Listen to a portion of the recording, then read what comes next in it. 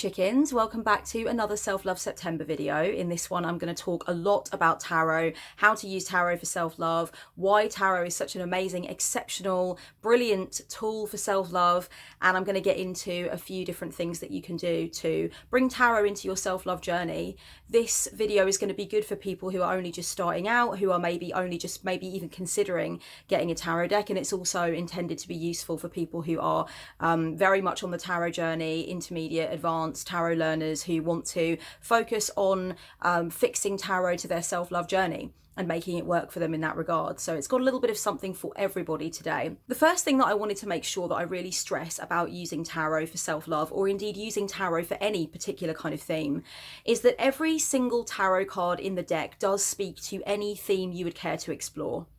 So there are a lot of people that say to me when they come for tarot chat sessions, when they talk to me in the comments about tarot and stuff like that, you know, what do I do if lots of pentacles come up when I'm doing a reading about love?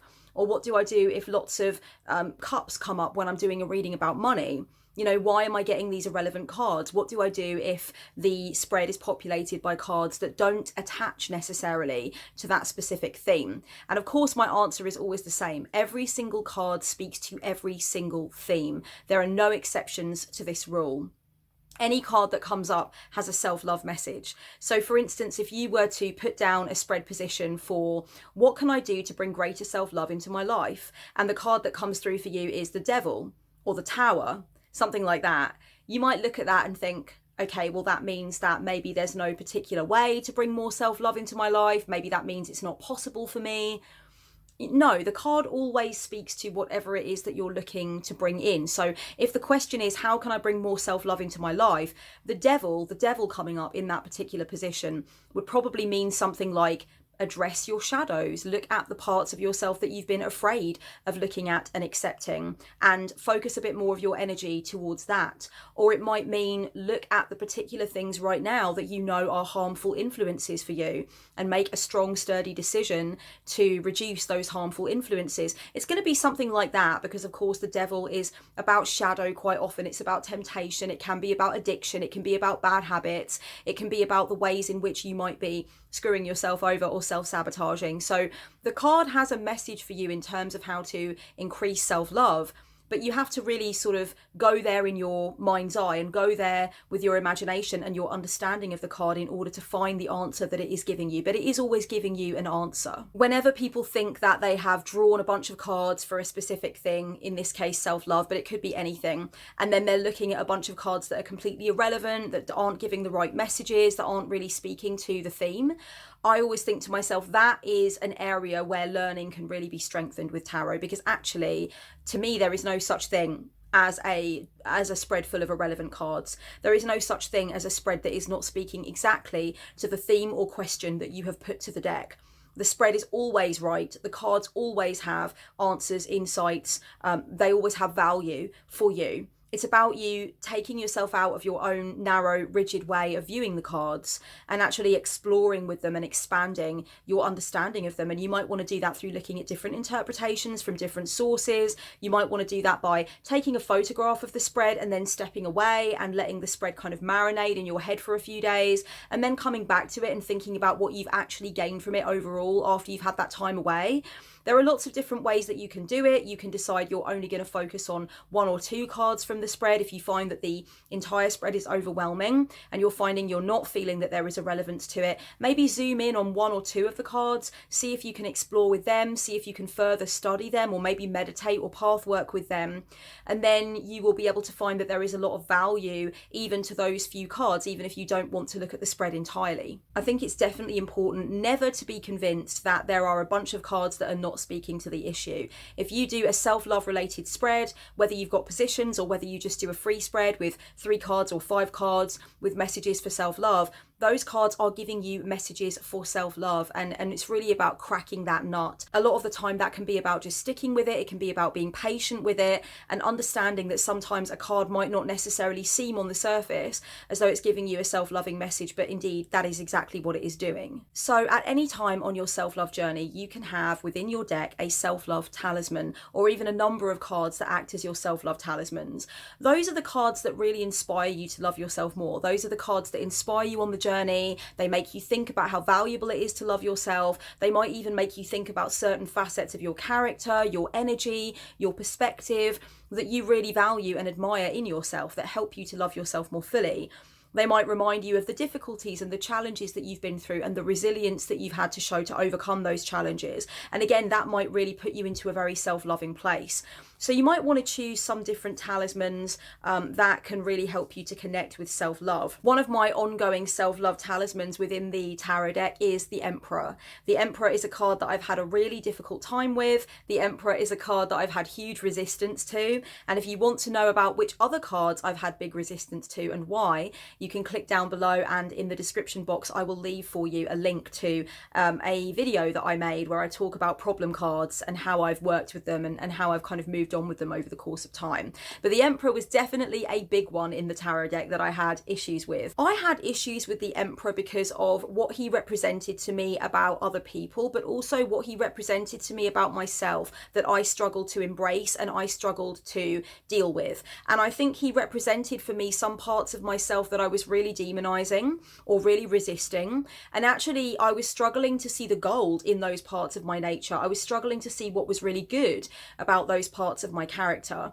And once I came into a journey with my business, first as a part-time hustle and then as a full-time thing, and I was moving on with my creative work and I was building my audience online, I finally started to see within the Emperor some parts of me that were actually really shiny and really gold and really useful that I had been tucking under and ignoring and suppressing over the course of time. And then the Emperor became very much this card that reminded me to love my sovereignty, love my voice in the world, love my vehement independence and my sense of individuality, and love also my refusal to take shit, and to know that that is not just a yucky, stubborn part of me that's ugly and inconvenient for others. It's also very self-preserving, and it can be very empowering for others, and it can inspire others to also refuse to take BS. So the Emperor became a shining kind of self-love talisman for me along the way. Another self-love talisman for me, I would say, in the tarot deck is the Queen of Swords. I'm just looking through now, trying to find her, my absolute favourite of the four queens. And for many of you who've followed my journey for a long time on the channel, you know that the four queens are very dear to my heart. I love them all in their own way. You know, I've got different sort of ways of connecting with them all, but this bitch right here, she is my jam. She makes me think about so many of the things within myself that sometimes I might need to remember and I might need to celebrate when I'm feeling out of sorts, at odds with myself, unhappy with myself, not self-loving. She brings me back to a place of just recognizing what is good in me. And so many of the things that she represents are things that I feel are very strong within my character. I identify primarily out of the four queens with the Queen of Swords first and foremost. I would also say that the star could very much be a self-love talisman for me. And the reason for that is because the star just often taps me into the need that I have to be self-caring. I have gone through a journey on and off over the course of time when it comes to how much I give versus how much I allow myself to receive. I've gone on a journey where I've talked to myself about the nature and the value of reciprocity, and about how I see myself as this giving person. I see myself as that being my superpower, I suppose. And the main thing that people might say about me is that I'm giving, I'm generous, I've got time for people, I hold space for people, I want to be useful to people and to soothe people where I can.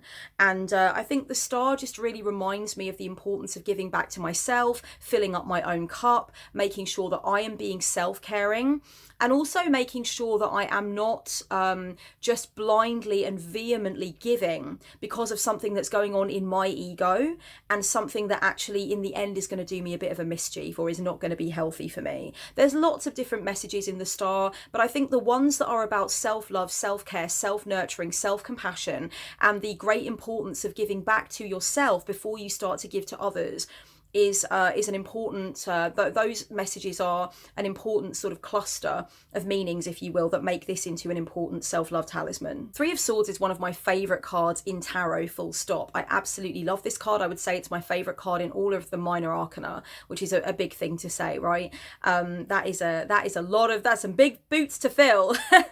But no other card will ever have to fill them, because Three of Swords is there. So, but it's been my favourite for a long time. I love the look of it. I just love the aesthetics. But one thing that makes it a self-love talisman for me is that it reminds me that it is better for me to do what I need to do for myself, and to speak out maybe, and to say what I'm fearful of saying, or do what I'm fearful of doing, put into action what I'm fearful of, rather than allow myself to just stew and be silent and put up and shut up. You know, I think it's really about taking action so that I am protected, and so that I am strong, and that I continue to flourish, rather than feeling like I don't want to inconvenience someone with that, or I don't want to take up that much space or that much time. I don't want to ask for that. I don't want to alert somebody to the fact that that's a problem, because I want to be seen as someone who's no trouble and who doesn't really need anything. Or, you know, these things are an issue for me sometimes. Maybe because I don't want to be seen as somebody who's going to cause trouble, or who has lots of needs, or who is going to be a burden on anyone else. Maybe I want to always be okay with everything, and not really put my best foot forward in saying that something is an issue if it's an issue. And talismans like this, Three of Swords for instance in tarot, remind me that no, it is absolutely okay to stand your ground, to make space for your own issues that you might have, to express those issues, and to expect that there is going to be attention paid to those issues by loved ones in my life. Three of Swords is also a really important reminder of the difficulties that I've been through, the resilience that I've shown through those many difficulties, and the way that I have pieced my heart back together from 1,000 shattered pieces. And I've chosen to learn from my pain, and I've chosen to thrive, not only in spite of my pain, but actually also because of it. I did that, and it's really important for me to sometimes recognize that. And that's what makes Three of Swords a very powerful self-love talisman for me also. The reason I'm going through some of my talismans in the deck is because I'd love to encourage you guys to go through yours. Think about some cards in the deck that really inspire you to feel self-loving. Think about some of the cards in the deck that remind you of certain points on the timeline of your life where you had to show resilience or strength or beauty in your character.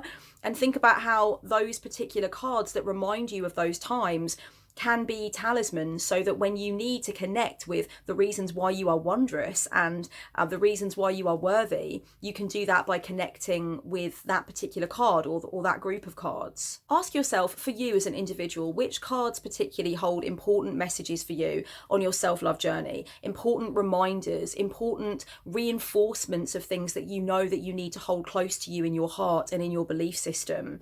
Which cards give you the opportunity to reflect on self-love as a concept, and how well you are putting that concept into practice in your life on a daily basis. If you enjoy this kind of exercise with the cards, if you like going through and just kind of consciously drawing out certain cards that are useful to you for certain reasons, then you might also want to think about which cards right now represent areas where self-love tends to be weakest, or where you tend to have the most problems with it.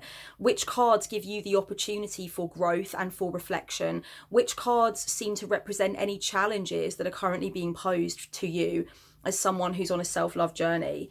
I know that for me, when I go through the deck and I sort of just like flick through, and I do this quite often, and I would definitely recommend, if you are learning with tarot, or even if, like me, you are a full-time pro reader and you just need to maintain your own relationship with tarot away from the client readings that you do, be flicking through. And as you do so next time, just really have a look for the cards that represent challenges for you on your self-love journey at the moment, the cards that represent to you areas of weakness, areas of struggle, areas where there tends to be a lot of negative self-talk. If you tend to find that you struggle with allowing yourself to be authentic, allowing yourself to be who you really are, and to say what you want to say, and just to be out there and proud and let your freak flag fly, you might choose something like Eight of Swords, for example, which is very much much this representation of entrapment and this representation often of suppression. So that might be a card that you want to choose to represent a challenge that you're having. If you know that when it comes to finances, you don't make the best decisions, you don't have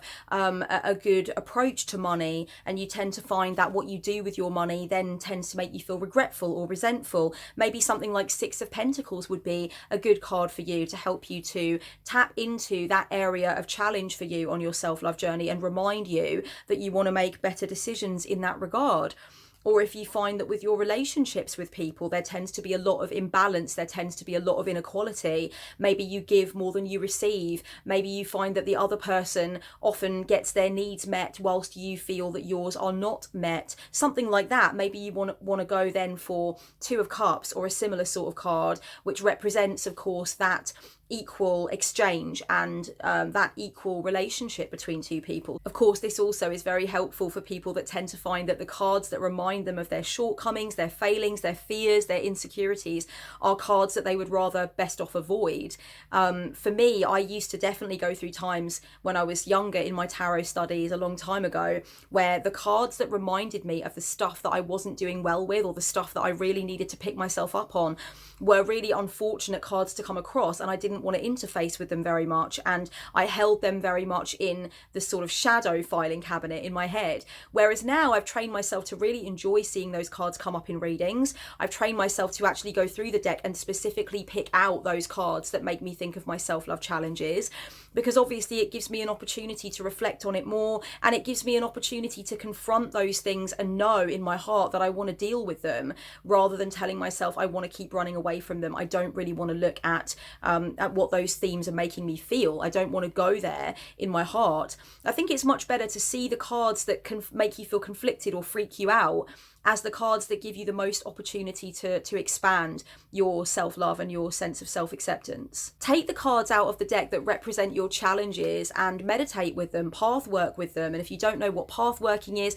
I have a very, very, very old video on that, which I will also link in the description bar below. But there is a lot of information out there about how to path work and how to make it work for you. You might want to really invest some deep time in going through those cards that represent the weaker areas for you where self-love is concerned, and see if you can't make some very fizzy breakthroughs there. If you are not sure which areas of self-love to work on, if you're not sure where your self-love blind spots are, you're not sure what to work on first, if this is really your first dipping into the self-love journey, maybe ask tarot to give you direction in that regard. If you don't really have strong ideas about what you might want to focus on, then maybe do a 3-card spread where you just ask the 3 cards to give you the categories that you're going to be working on for self-love, and anything could come out of that. It could be really interesting. Let's do one right now. So Ace of Wands could represent that your creative life needs a lot of attention right now, and that the way towards self-love is for you to allow yourself to start those creative projects that you have in mind. So it's about moving through any resistance that you might have to starting those projects, and it's about giving yourself the strongest possible start, because Ace of Wands is very often to do with lighting that initial fire, getting that kindling going, and creating that roaring thing that's come out of your heart and your mind, and that's often come from your creative faculties. So that could be what Ace of Wands means. And then Five of Swords. Five of Swords could be about healing from difficult breakdowns in relationships or areas of tension or conflict that have gone on the life journey so far. Maybe Five of Swords could represent that you want to look there because there's still some hurt there or some uncertainty there. Maybe you still go through those memories, and maybe you need to actually confront the fact that those memories of those difficult relationships are still haunting you.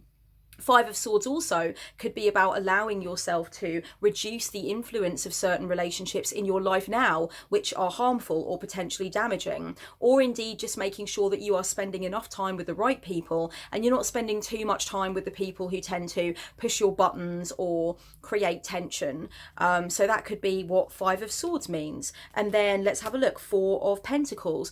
Four of Pentacles could just be about making sure that you're allowing yourself to have the freedom to experience new things, that you're not being too rigid with the way that you're running things and living your life, that you're allowing room for unscripted things to happen, as I like to say, and that you're giving yourself the opportunity to be adventurous, to be playful, and not to be too somber and too adult about your life and about the challenges that you go through. So It could be about connecting with the inner child. It could be about planning adventures for yourself, allowing yourself to be more lighthearted and freewheeling, and avoiding rigidity, because sometimes Four of Pentacles can be about that rigidity. It can be about wanting everything just the way you want it and essentially needing too much control over what is going on. So, you know, these three cards as different categories to look into on the self-love journey, you know, it's nothing to be sniffed at. It's a pretty good list of categories. It sort of covers quite a lot of ground.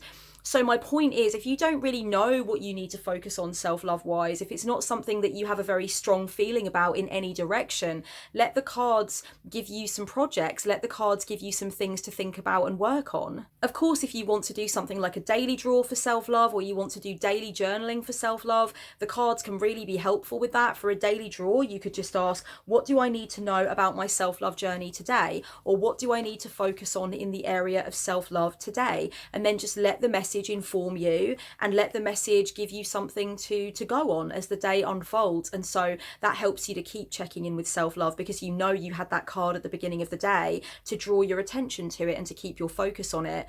With journaling, you can just literally pull a card and you don't even need to give it a particular position or purpose. Just look at it and think about what it inspires you to write down in the area of self-love. What does it make you want to journal about when you see it? When you think about self-love and you connect it with the card that you've drawn, what goes on then in your heart and mind? What comes to you that you want to write about? I personally really enjoy doing conscious draws. I enjoy going through the deck and actually sort of painting a portrait for myself of what I want something to be like or what I intend to do, using the cards face up, basically. So why not go through the deck face up and use some of the cards to paint a portrait of what you would like your regular self-love practice to be, what kinds of things you would like it to include, how you would like it to encourage you to feel about yourself, and what kind of level of commitment you want to give to it. I've gone ahead and done this for myself, choosing 4 cards that represent what I want my self-love journey to be like, what I want it to focus on, how committed I want to be to it, you know, the kinds of things that I want it to bring through for me in my life. And this is a really good way of knowing if your self-love practice is working, because if you select cards that help you to remind yourself of what you want the self-love practice to help you with and how you want it to feel, then you can refer to those cards to see whether or not you are on the right track along the way. So for me, 10 of Wands is one of the cards that represents what I want my self-love practice to do for me and how I want to feel about it. This card reminds me to work hard and to be ambitious and tenacious, and not to be too lazy and not to be too complacent about what I'm doing with my work, but really to connect to that fire inside of me that makes me want to work hard to reap the harvest of the effort that I've put in. On the other side of things though, 10 of Wands reminds me not to overwork. It reminds me to take breaks. It reminds me to decompress and not to put too much stuff on my shoulders. I've got the Sun, which is a strong reminder to me that I want my self-love practice to be connected to my inner child work and to the satisfaction of my inner child's needs. For me, the Sun is one of the cards that is most representative of the inner child, getting those needs fulfilled that the inner child has, and sort of recognizing when the inner child might be in the driver's seat for me. So when is the inner child acting out because there is something that I am overlooking in relation to the inner child's needs? And if you want to know more about what I think about inner child work, I will leave 1 or 2 videos down below for you. There's one specifically that I think would be good, and I think maybe there might be another one. I'll try and leave what I can down there that I've done on my channel personally. The Magician is another card that I have selected. The Magician is highly representative of my spiritual side, my magical nature, the abilities that I have in that area of things. I always want to make sure I'm bringing that into my life and into my self-love journey. I always want to make sure that I'm embracing that aspect of myself and that I'm not disempowering myself by forgetting that I have a very strong magician archetype inside of me, and that it can definitely help me to get moving in the right direction, and it can enhance my life so much. So the Magician is also a representation of the way that I want my self-love practice to work for me. I want it to enhance who I am magically, ritually, who I am as a witch, who I am as a magical and spiritual being. 7 of Swords is the final card that I've selected to remind me of what I want my self-love practice to be like and what I want it to do for me. 7 of Swords, amongst other interpretations and other meanings, can definitely be a representation of calling yourself on your own shit. making sure that you are not sabotaging yourself, that you are not betraying yourself, that you are not stealing from yourself your own time, your own potential, and your own opportunities to make great things happen. I know that in a lot of cases, it's not really an external challenger that I'm struggling with along the way. It's actually me. I can be my own worst enemy. I can make decisions that don't benefit me. I can be somebody who needs to get out of my own way and to avoid betraying myself and sabotaging my own progress. So for me, Seven of Swords is a really good one to have in there to remind me of what my self-love practice looks like when it's working well and when I'm consciously bringing it into the everyday reality of my life. So what are the cards that represent how you want your self-love practice to be working for you and how it should be helping you along the way if you're putting it into action on the daily? One thing that I want to leave you guys with today are three card readings that you could do for enhancing your self-love journey and really just bringing more power and more awareness to your self-love journey. So I'm going to leave the positions for each of these three card readings down below. So the first of the three that I came up with is, what do you need to release in order to be more self-loving? What do you need to receive into your life in order to be more self-loving? And what do you need to reduce in your life in order to be more self-loving? So with that last position, we're not thinking about completely eradicating that last element, but we are thinking about reducing it, perhaps so there is more space for other things to come through. The next three card reading looks at what you might want to focus on self-love wise for the first half of the week, what you might want to focus on in your self-love journey for the second half of the week, and then the third card will represent what will be the focus for self-love during the weekend. So it's basically a week-long exploration of self-love dealt out for you in three separate cards. And the final three card spread that I thought it might be great for you guys to try is looking at how you can level up in your self-love journey. So what will take your self-love journey to the next level? What are the blind spots in your self-love journey? So whereabouts are you actually struggling to see what could be good for you, or whereabouts are you not realizing that there's a problem? And the third spread position is strengthening your commitment to self-love. So how can you make sure that you are being stronger in your commitment, being more focused, and actually taking self-love more seriously? Again, I'm going to leave the spread positions for those three down below. So if you want to try any of them, I'd love it if you would mention in the comments how it went for you and whether or not it was useful. Darlings, thank you so much for listening to me ramble on about tarot and how to use it on your self-love journey. I very much hope this was helpful and useful. Please let us know in the comments down below if you use tarot for self-love or if you're intending upon doing so. I'd love to know which cards you picked to represent what a good self-love journey would look like for you. I'd love to know what your self-love talismans are if you care to share, and I will see you in the next Self-Love September video. Much love and self-love. Blessed be. In the woods, under